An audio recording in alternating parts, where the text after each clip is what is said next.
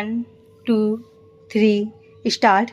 This appeal is directed against the final judgment and order dated 18/8/2003 in Letters Patent Appeal number 1085 of 2002 filed by the appellant herein by its impugned final judgment, and the High Court dismissed the LPA filed by the appellant herein. Brief facts are that the appellant joined the service in 1953 as an overseer.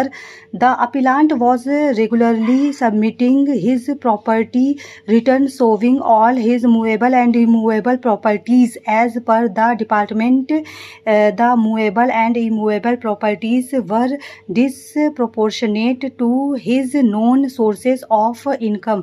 The Anti-Corruption Bureau carried out an investigation against the appellant and submitted a report, and on the basis of the said report a charge sheet dated 20/2/1979 was issued alleging that the appellant had illegally accumulated the excess income by way of gratification.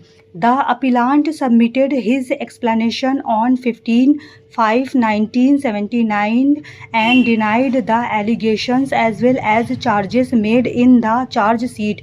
A departmental inquiry was ordered, and as per departmental inquiry reported dated 31/3/1980, the appellant was found guilty of the charge.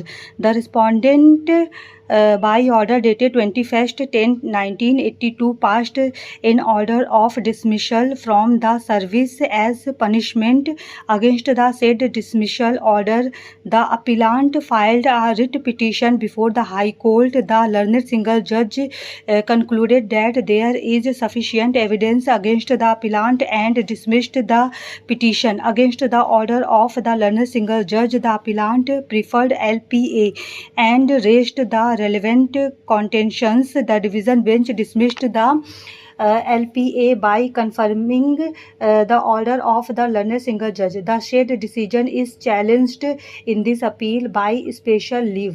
Mr. Nageshwar Rao, learned senior counsel appearing for the appellant, submitted that the appellant, being a government servant, submitted his earlier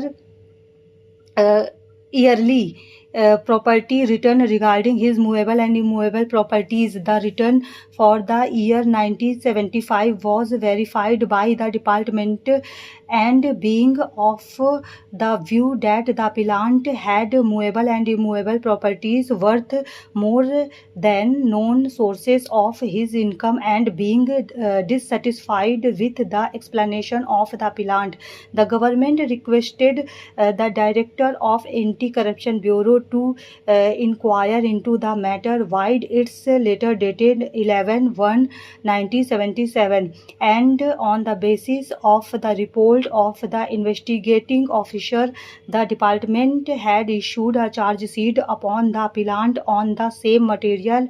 Criminal proceedings were also initiated under Section 5(1) of the PC Act on the same basis of the same charges and the same evidence. The department passed the order of dismissal on 21/10/1982, whereas the criminal court honorably acquitted the appellant via its order dated 31/1/2002.